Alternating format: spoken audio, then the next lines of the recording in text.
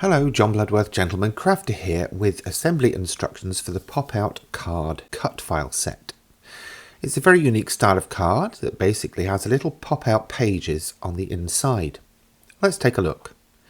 So this is the envelope, and I've given you some serving suggestions here with where to put some decorations, but of course that's up to you and what you've got in your stash.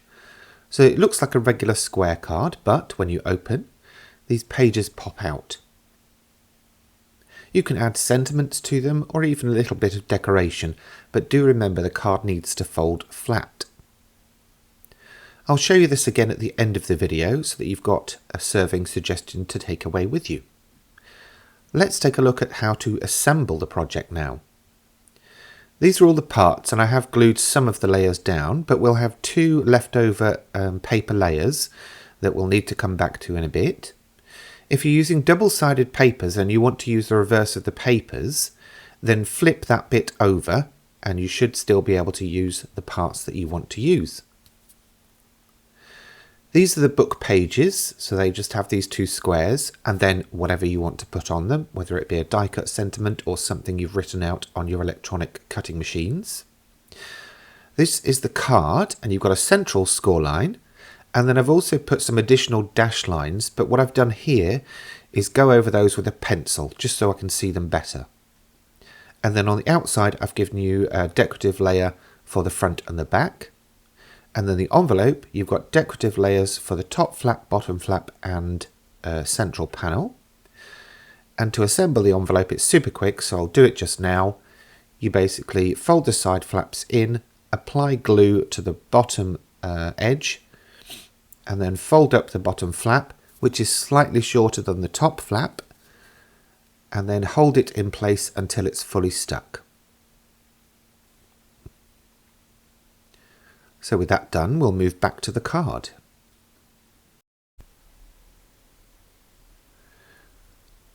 So I've got the card and the little mechanism piece that goes in the middle. And the three score lines, the one that's in the middle and the two at the sides, are all mountain folds. And then these little tabs are valley folds, so they'll fold up, over and point out towards the sides. Now to stick this in, we do have two options. I'm going to go with option 1, which is folding the flap under. But if you find that that's too difficult, you can always fold the flap out and stick it towards the outside edge of the card. Either will work. Basically though, you would align the score line at the edge with that pencil line or the dash line, whichever you've got in place.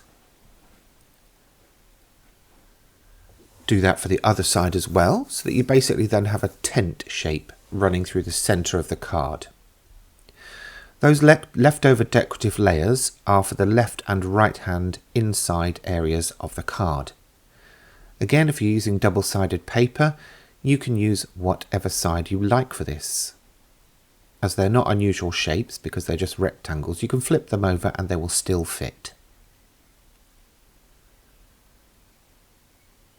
I'm using a bookbinding glue here. As ever, though, you can use a double-sided tape or a tape runner. Double-sided tape is probably stronger. Now for the tabs, apply whatever adhesive you want to those two tabs. Slide the book pages through until the score lines in the centre of the card and the pages match. And then push those tabs up to come into contact with the back of the book pages. Make sure the score lines are central though, matching them up between the card and the book pages, otherwise it won't fold correctly.